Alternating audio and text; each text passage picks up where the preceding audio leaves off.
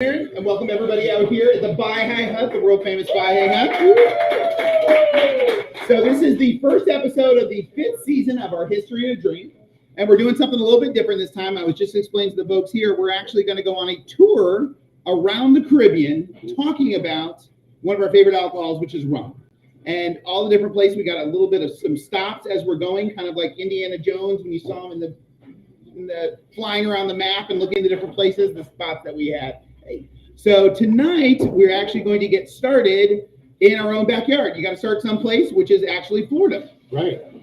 So this is Shawn, and I'm Frank, and we're going to be starting here in Sarasota with Siesta Key Rum. And I posted online the drink that we're going to have tonight, and it's the Siesta Key Mai Tai. And you can find the recipe on the Siesta Key Rum site, but it is a blend of 1.5 ounces of their spiced rum, 1.5 ounces of their toasted coconut rum, a teaspoon of grenadine, 3 ounces of pineapple juice, 2 ounces of orange juice, and 1/2 ounce of orange juice. Yeah. Now, if you are in the Baihai Hut like you guys are tonight, we actually have their Beachcomber Mai Tai. So is what actually uses Siesta Key Rum. So if you guys would like to partake and enjoy, that's actually what we're drinking here tonight. Cheers to that. So which is the Beachcomber, which is featuring their spiced rum, I believe. And coconut. And coconut rum as well.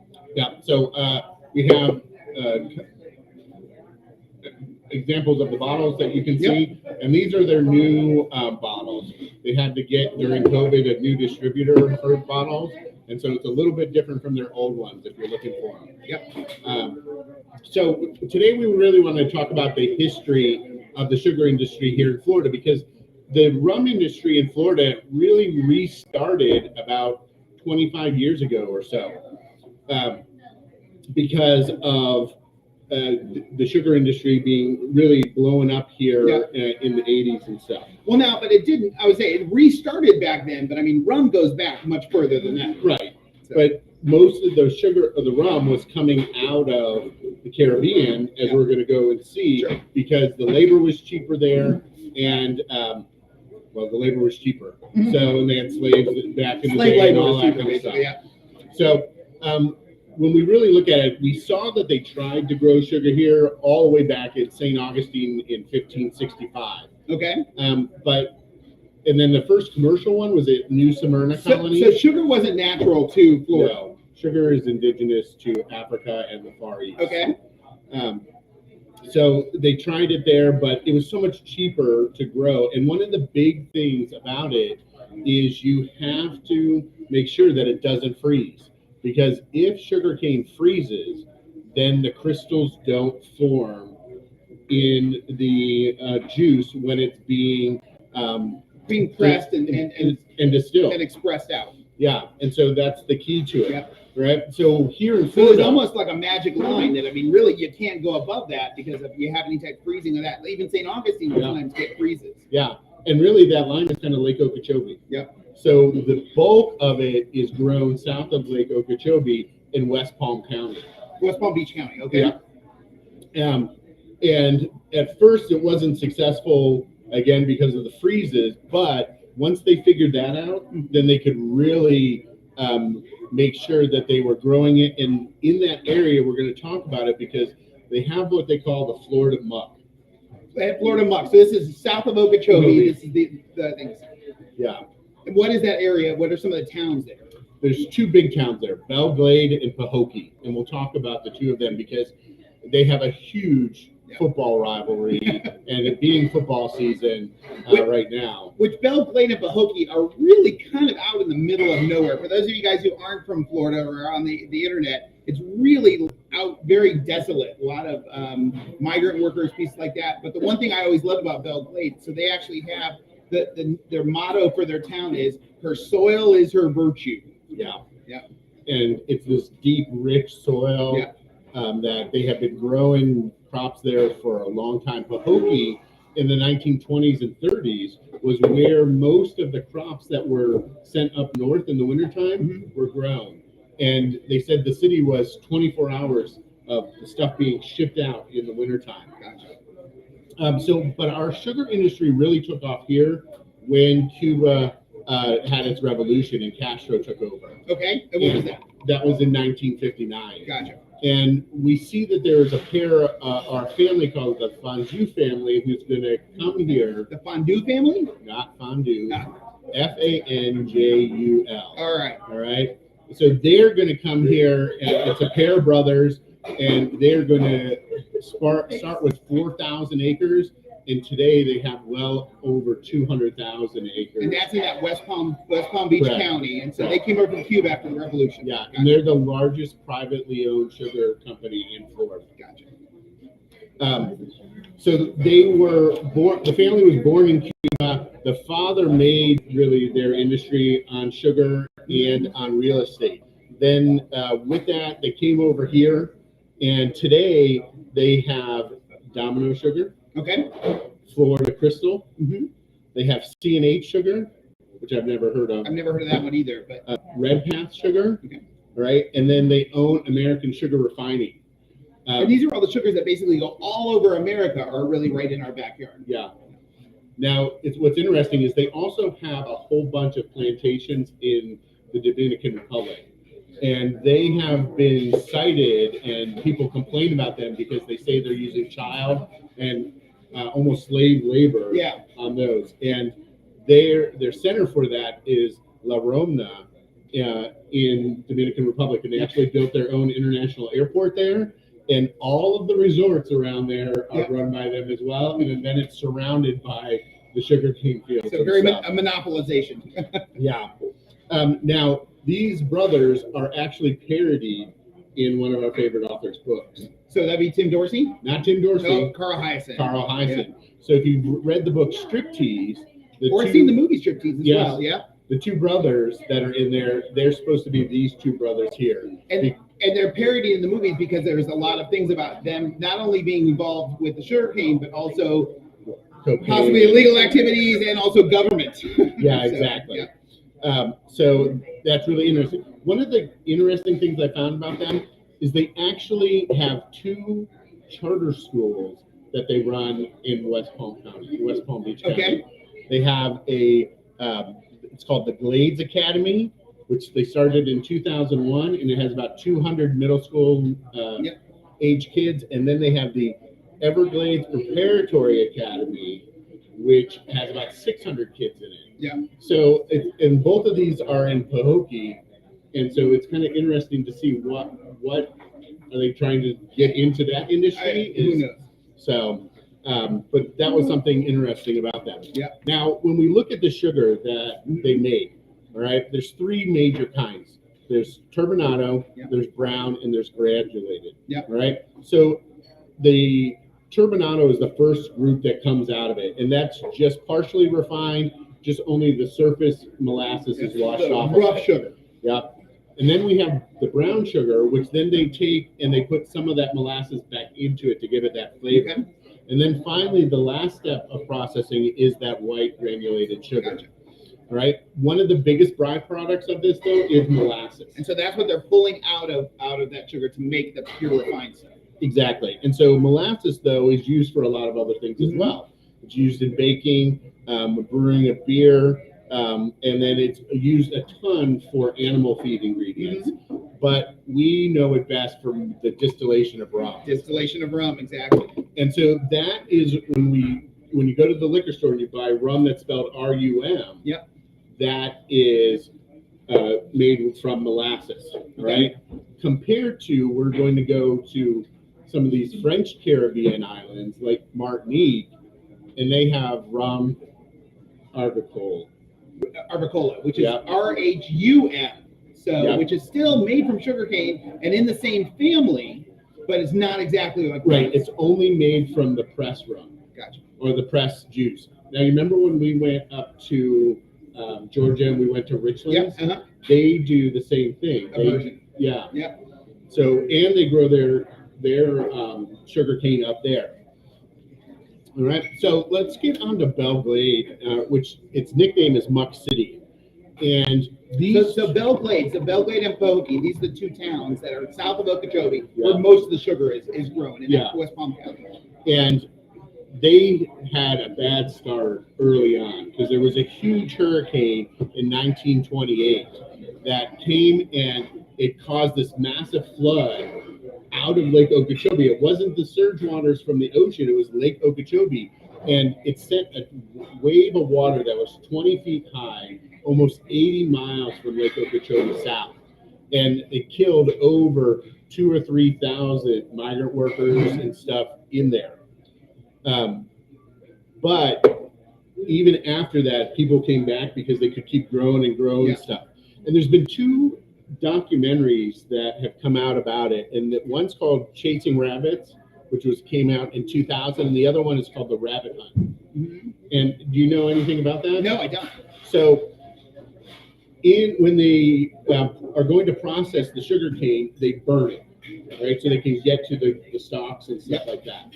Well, they bring the kids out from Pahokee and Belle Glades, and those kids go and catch the rabbits that are running out from the fire. All right, and that plays into the idea of the football, that these kids have to learn to run and juke and get out of the fire and stuff like that. That's why they produce such a huge amount of football players. So almost over 60 NFL football players have come from Pahokee and Belle Glades. 2 little tiny nothing little towns. Exactly. 60 NFL players. Wow.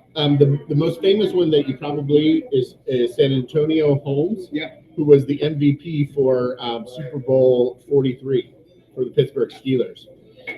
But that to me is just crazy. Now, Tim Dorsey, our other favorite author, his book that he wrote called Naked Came the Florida Man, right? He talks about in there the rabbit hunting in Pahokee. Right.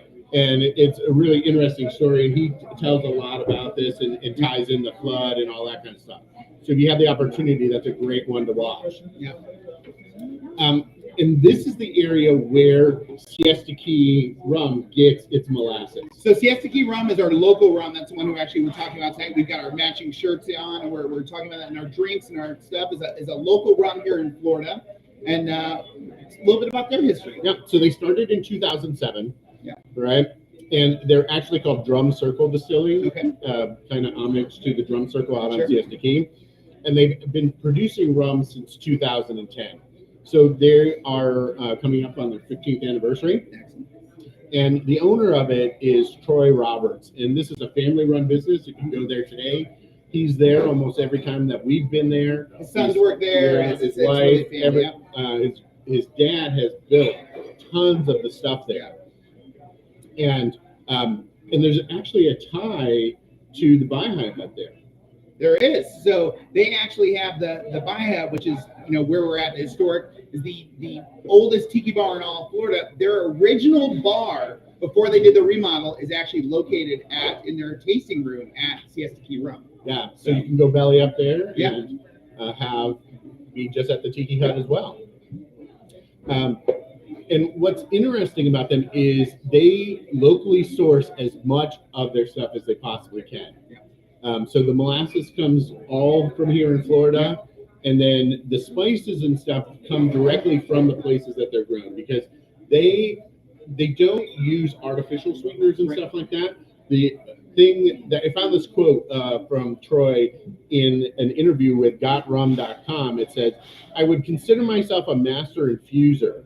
We've come up with a proprietary process to infuse real ingredients into our rums for unique flavors, which are what Siesta Key Rums are specifically known for.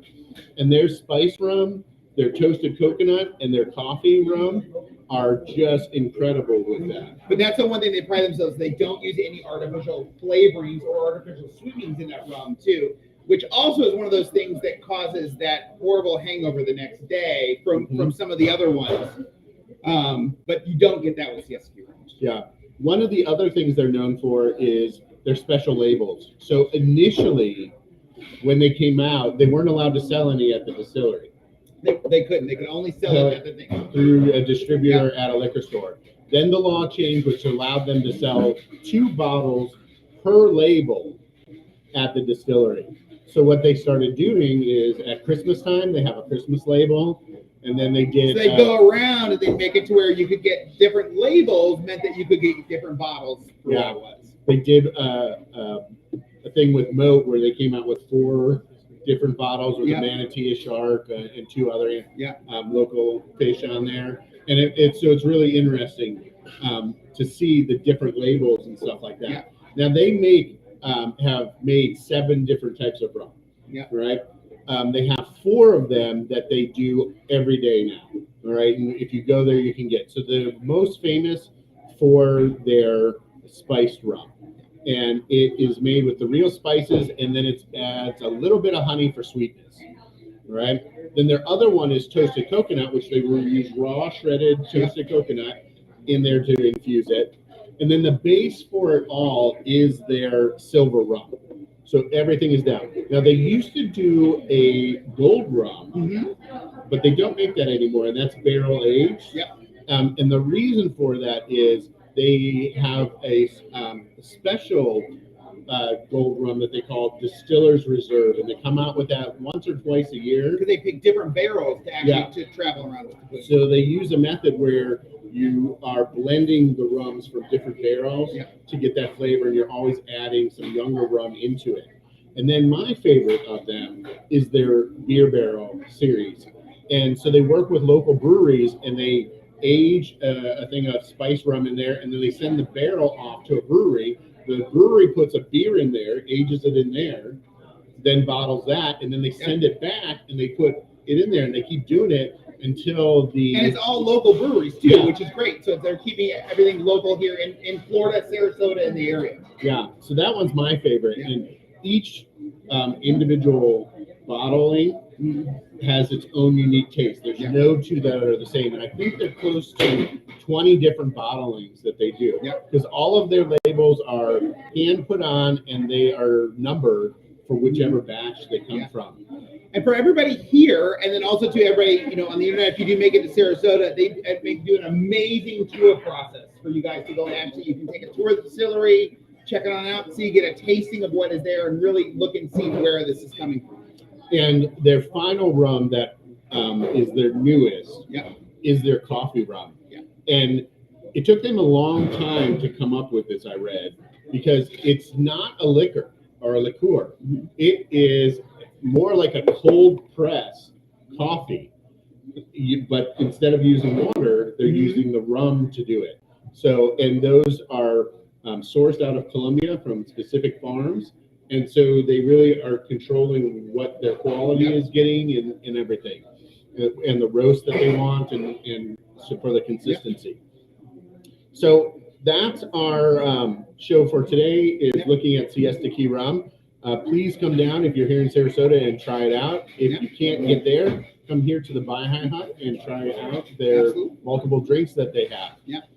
So that's what we have. So next week we're going to take another travel. We're gonna hop on a plane and shoot. Where are we going to go? We are going to go to Havana, Cuba, and we are going to look at Havana Club liquor or rum. Rum. Yeah. So, excellent. A little bit of history of that, how that plays on in. So, but hopefully you guys learned a little bit about the Florida sugar industry tonight, and rum and Siesta Key Rum and how that played in. We're going to go ahead, for those of you guys who are on the internet, you don't get to play, but we're going to have our trivia night. So we're going to actually do some fun trivia, which actually we've got some prizes tonight from Siesta Key Rum.